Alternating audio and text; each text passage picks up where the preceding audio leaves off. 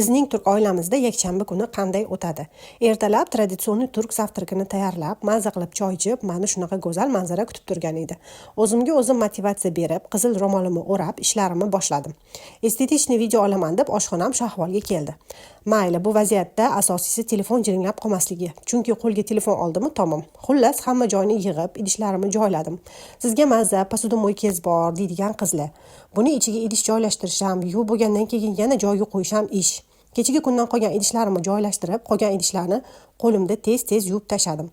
Videoni montaj qilayotganda o'zi ham yarim soatlik video olman. Endi buni amallab 1,5 minutga sig'dirishim kerak. Xullas, gazlarni ham yaltiratib, oshxonamni tugatib oldim. Oilamiz traditsiyasiga muvofiq bugun oilaviy ko'chaga aylanishga chiqardik. Lekin hafta ichi ko'p chiqib charchadim. Bu hafta uyda o'tirgim keldi. Ota-bola o'zligisi aylanishga ketishdi. Shu uyda odam bo'lsa umuman ish qilgim kelmaydi. Endi mazza qilib o'zimga kofe damlab ichib olaman deb zalga kelsam bu ahvolda. Yig'ib olib Instagramda reels ko'rib o'tirsam, olmali pirog retsepti chiqdi. Keyin xolodilnikda olmam ko'payib ketgani esimga tushdi. Turib shartta olmali pirog qildim. Mazasi rostdan ham zo'r chiqargan food blogerlar baraka topinglar. Endi o'zimga osonroq ovqat qilaman deb tayyor muzlatib qo'ygan dolmalarimni pishirib o'ra qoldim. Uydagilar ham kelishdi, orada qaynonam keldilar. U joylarni videoga olishga ulgurmadim.